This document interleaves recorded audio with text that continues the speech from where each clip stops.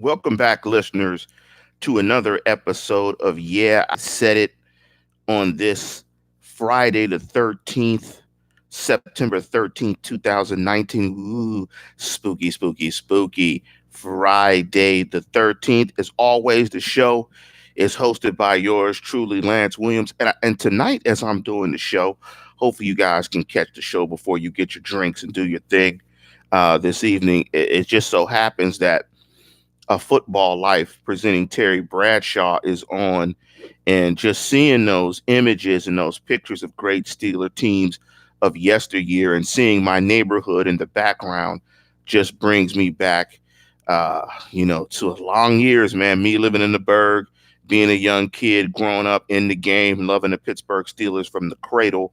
Those bring back good memories. Seeing my neighborhood back then, seeing those great teams, and that brings me to the title of this particular program. Yeah, I said it. The sun always shines in Pittsburgh, I think. And the reason I titled the show that is because if I can be positive, then so can you. Now, that might be a small statement for many of you that are listening to the program for the first time. But if you've heard me talk, you know my counterpart. Big up to Jeff Hartman, editor of BehindTheSteelCurtain.com. My co-host of The Standard is The Standard, outstanding guy. He's joy. I'm pain. So if you listen to our programs, you know I'm the pessimistic guy. I'm the East Coast guy. I'm the Pittsburgh guy. I'm the meat and potatoes guy. I'm the basic kind of pessimistic guy that always sees the glass half full, not half empty. Now, if I can be positive after watching the Pittsburgh Steelers get dump trucked in New England once again, that team up north, the team that has as many championships as the black and gold. Yeah, I said it. The sun always shines in Pittsburgh, I think. There's a lot of negatives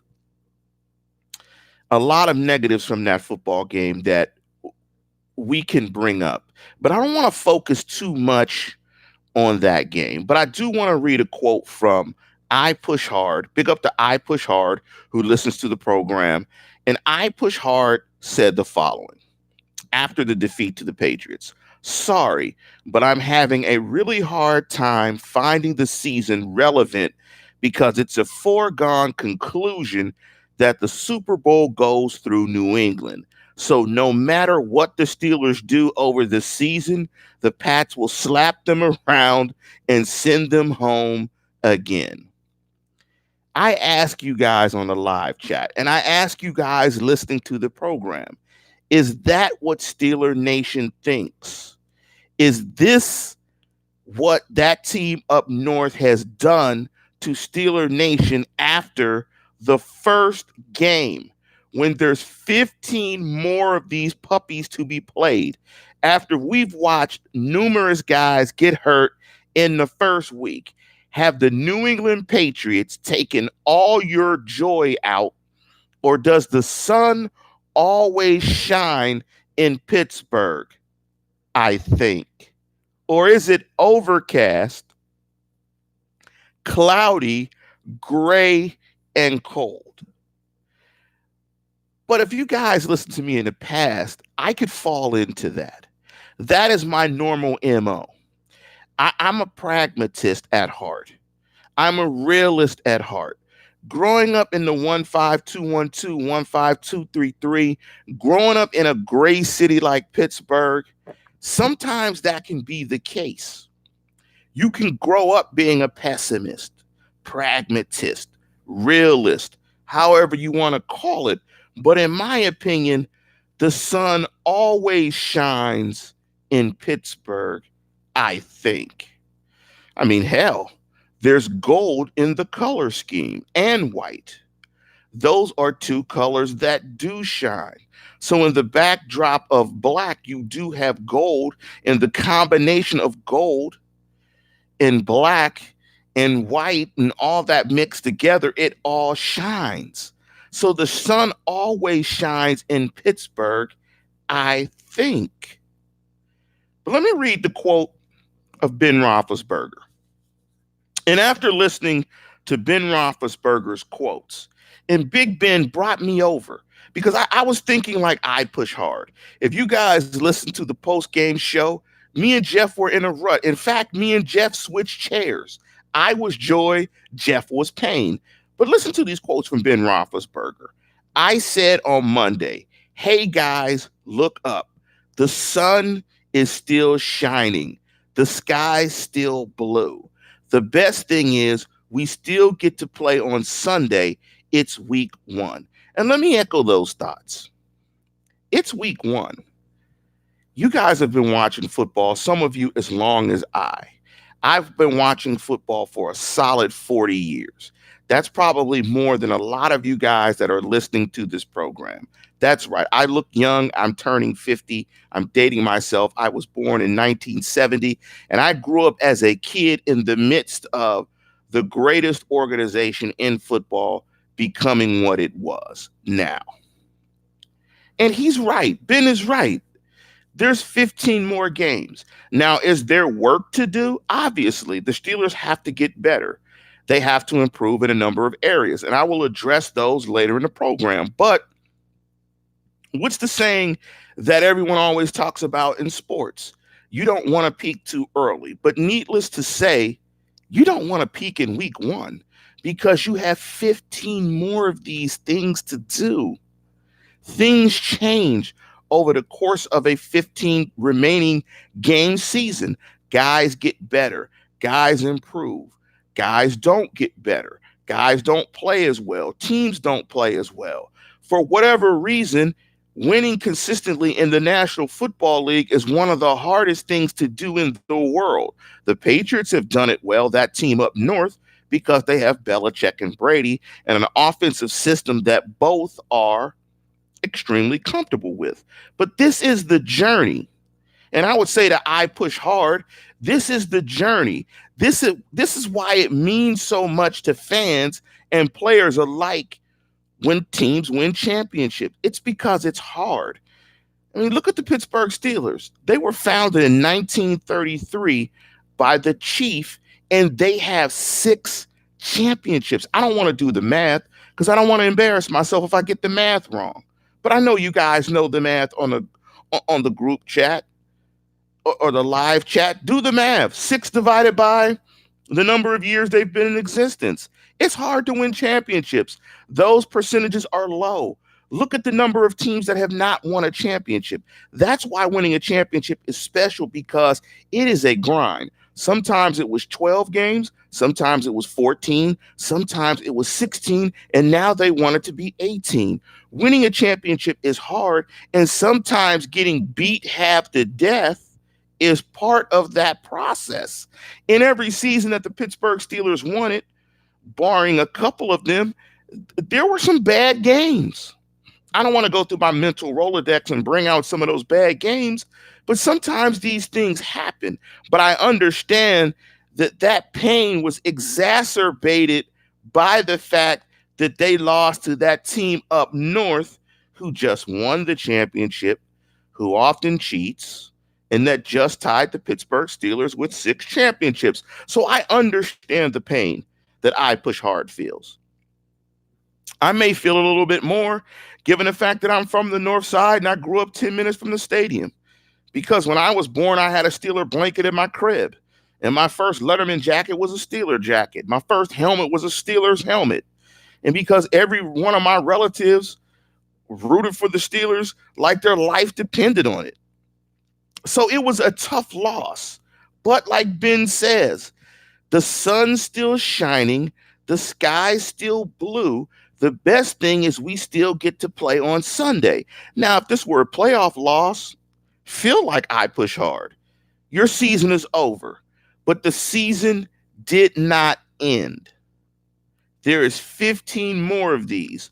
So, because of that reason, simply, the sun always shines in Pittsburgh, I think. Number two, listen to this quote from Ben. It's not like all of a sudden we have to go back to the drawing board. It's just we all need to, starting with myself, play better. It's nothing drastic on anybody's plate. It's just little things here and little things there.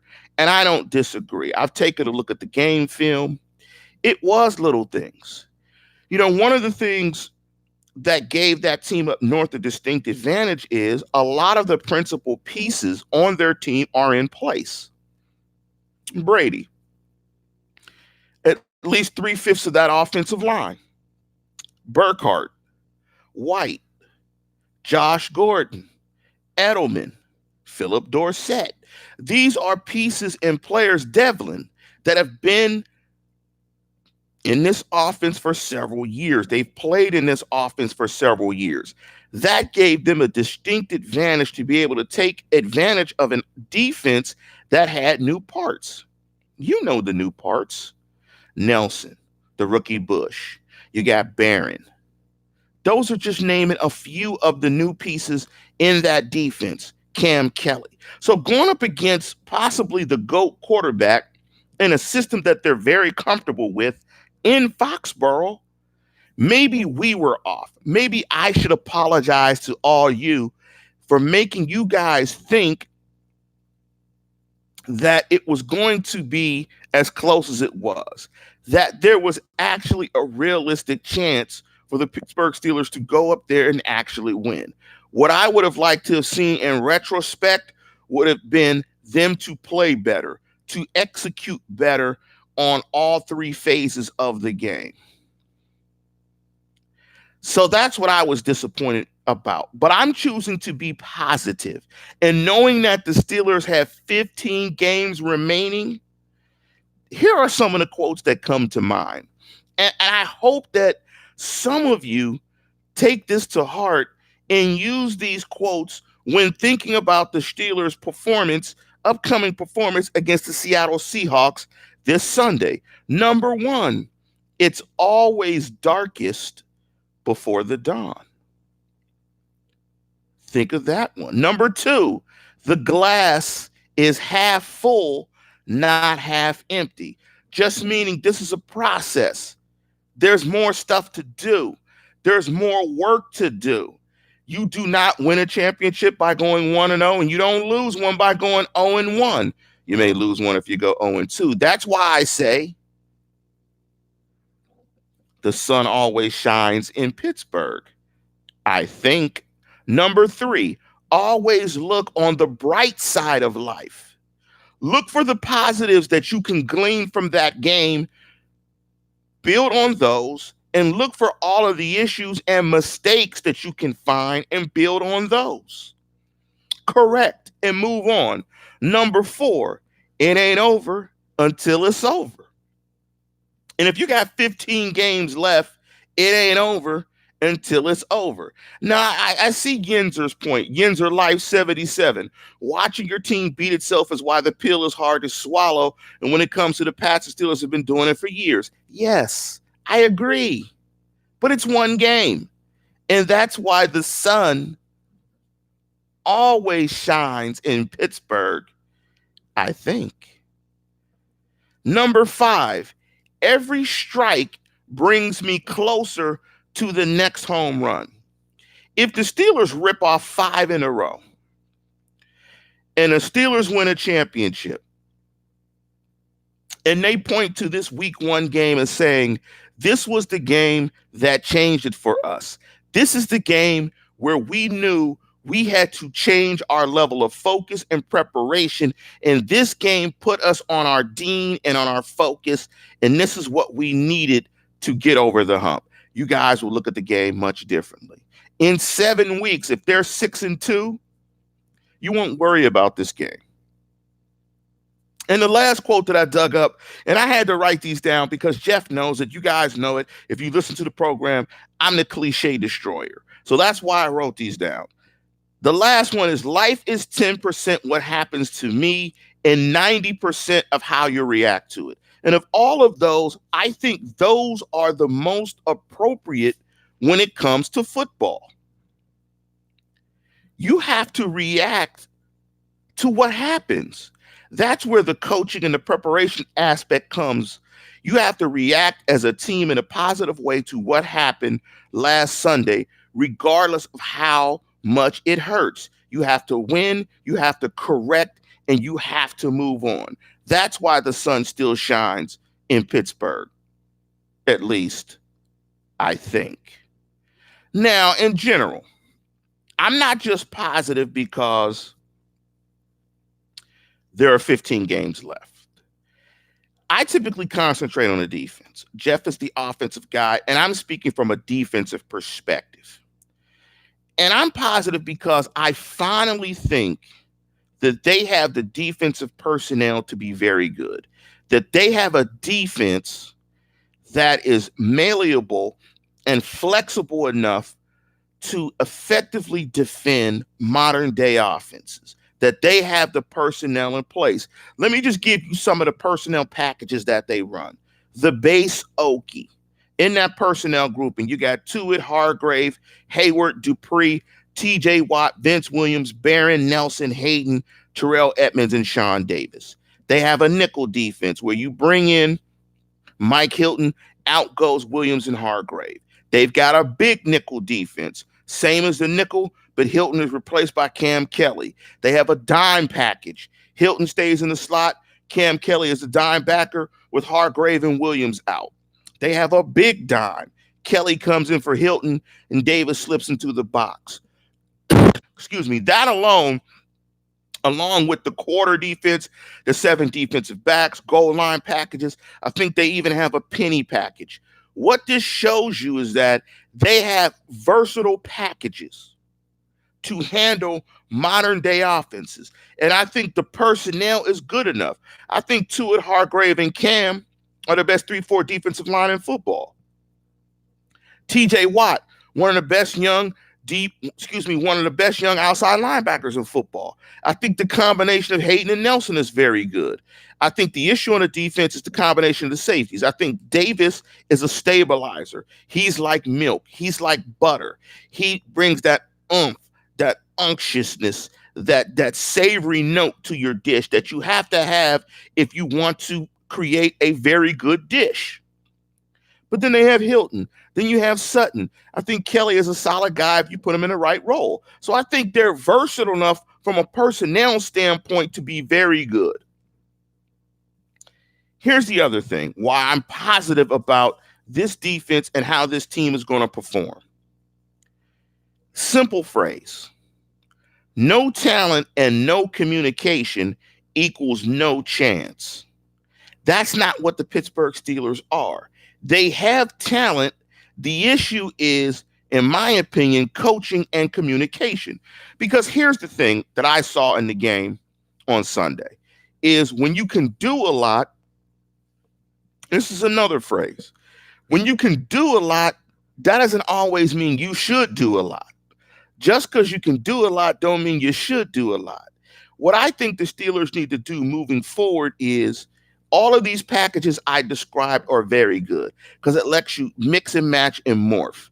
But with all of these packages, it requires crystal clear communication for 11 players to flow in concert to stop devastating offenses in the National Football League, especially an offense where you have pieces of the puzzle have been well orchestrated by arguably the GOAT QB and have been playing together for years. You can't beat an offense like that unless you have a team of Hall of Famers where you can overcome inconsistent communication.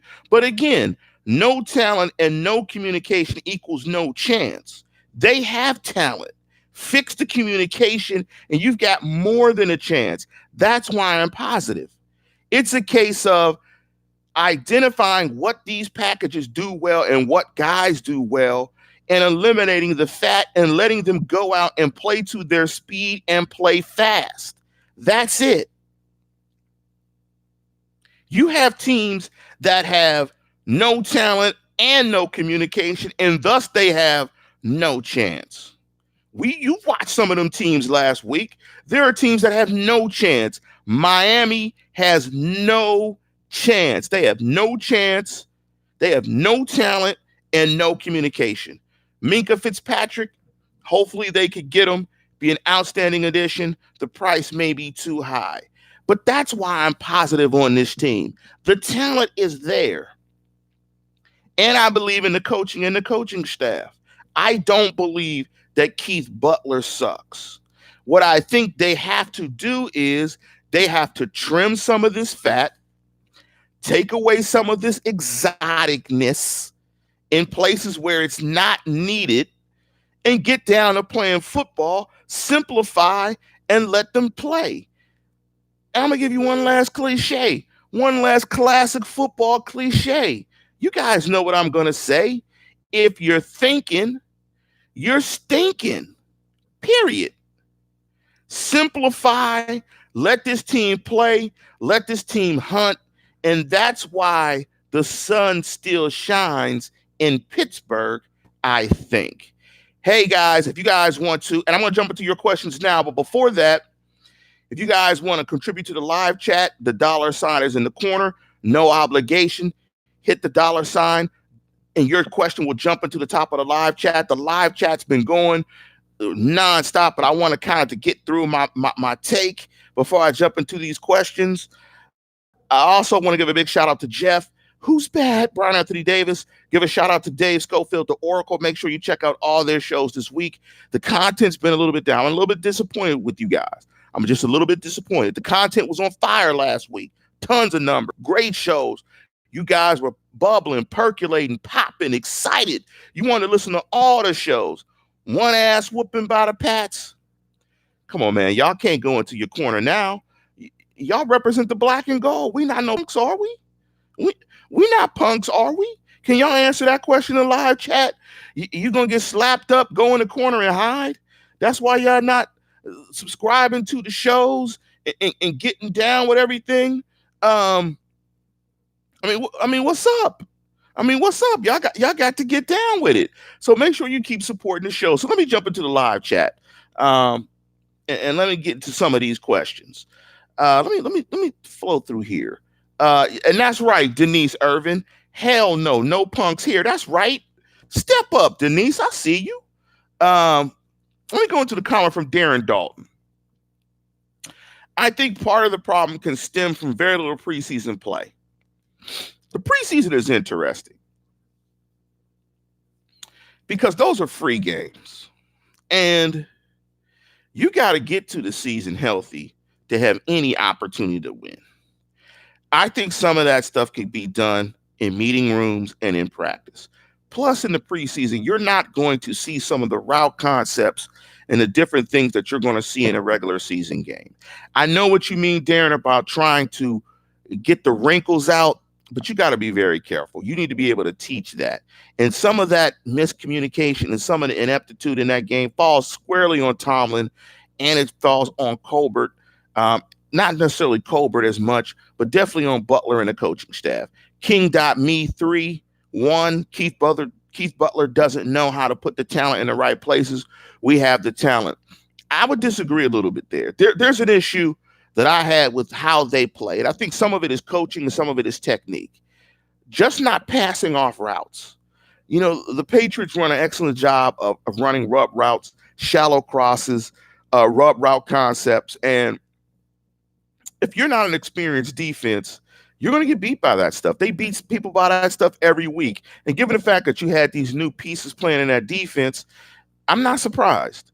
I'm just not surprised. There was a play in the game where Josh Gordon beat Vince Williams in the slot for a 45-yard game when you had Steve Nelson on the outside covering Rex Burkhead. An experienced defense, if you've played together for a while, you switch that off.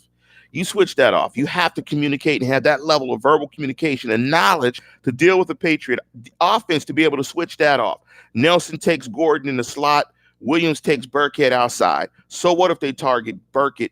You might get beat for like 14, 15, but you're not going to be beat by 44 because of just merely at the snap because of the matchup of Williams against Gordon. And that's the type of stuff that has to happen. And that's beyond coaching. That is having players that feel comfortable enough to do it. Kelvin Colbert said trade Fitzpatrick for Burns and Moncrief. Teams got to want that. Who wants Artie Burns and Moncrief? Would you give up a first-round draft pick for those two? Absolutely not. Just because it makes sense to Steeler fans doesn't mean it makes sense to somebody else. Hash Jaffer chimed in and said, Tampa Bay has no great players on their team. They look like a Super Bowl team. Thanks, Tomlin, for firing Bruce Arians. Well, if you think that team looked like a Super Bowl team with Jameis Winston playing catch with other teams consistently, I don't know what you're thinking, Haas. There's no way they can win a Super Bowl with Jameis Winston, with the way that Jameis Winston does not take care of the football. And one thing about Bruce Arians, it's no mistake that Bruce Arians quarterbacks turn the ball over and get beat up. Ben got beat up under Arians and turned it over a lot. Andrew Luck got beat up under Arians. Now he's out of the league. Carson Palmer got beat up under Arians in Arizona. And now Carson Palmer is out of the league.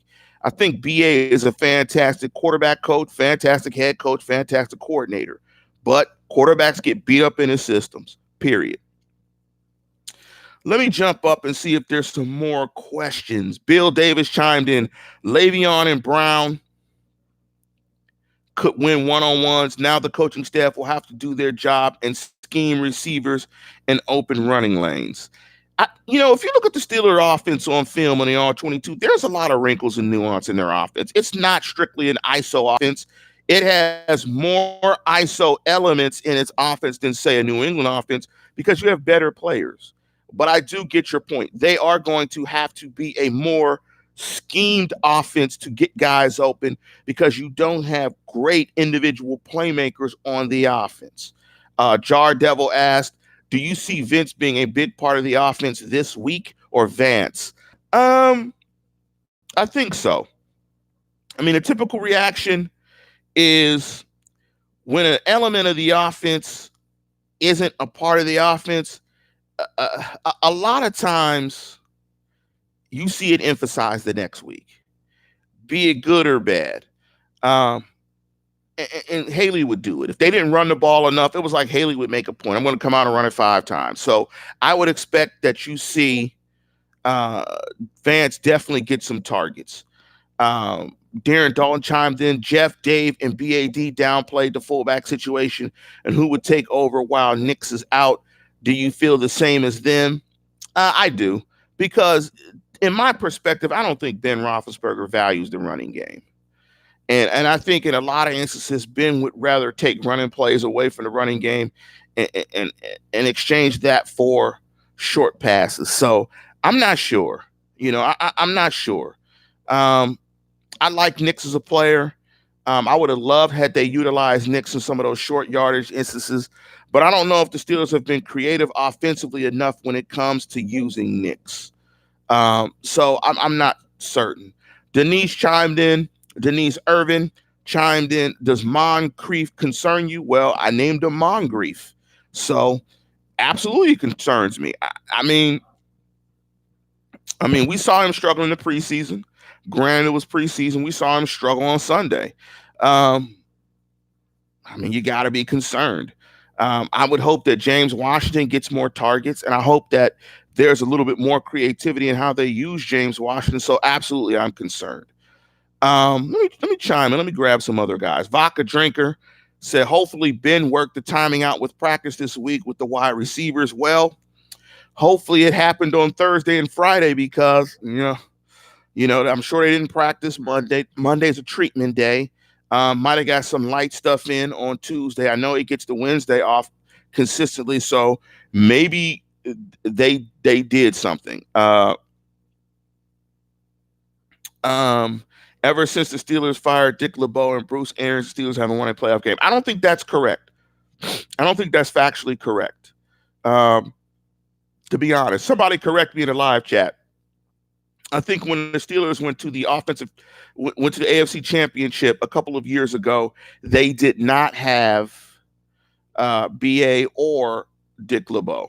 So I don't think that's accurate. So And I don't know why Haas typed that 4 times in a row. Just because you type it 4 times in a row doesn't mean it's actually true. This is a win and loss league. If you want to fire somebody because they win a bunch of games but don't win Super Bowls, then do it. Like, hey, you got to win football games. Whether you like it or not, Tomlin wins a lot of football games. And like Verducci, man, said it, we get it. He doesn't like Tomlin. Let me get back to a couple more questions before I go ahead and conclude the program. I want to get to and Sean chimed in, Sean Manahan, Tomlin's better against anyone not named Belichick. Let's see if there's any more questions in here. Let me ask you guys a question before we conclude the program, because the questions are starting to dry up. Who's that wild card guy? Who's the wild card guy on the Steelers on either side of football that you guys think needs to play well for the Pittsburgh Steelers to win? I think Sean Davis needs to play. I think Sean Davis needs to be in the back end to stabilize that defense. That's me. I think they can really get after Russell White in this offensive line that I think is pretty porous in Seattle. So that's my thought. And I'm not going to give you my prediction. You guys got to check out the Standards of Standard to get my prediction. So with the questions drying up, I'm going to go ahead and conclude the program. Like I said before, I think the sun always shines in Pittsburgh. I think it's too early to come to any conclusion about the football game, even if they were to lose on Sunday. I think it's too early to come to a conclusion about the football game. Wait 4 games. That's what I would advise. Wait 6 games. After that, I think you can have a realistic impression about the team. But even at that point, teams can improve. We've seen the team improve over the course of the season before, over the last 3 seasons. So be patient and remember, the sun always shines in Pittsburgh, I think. And with that, we're going to conclude the program. And as always, tune in, tell a friend, and subscribe.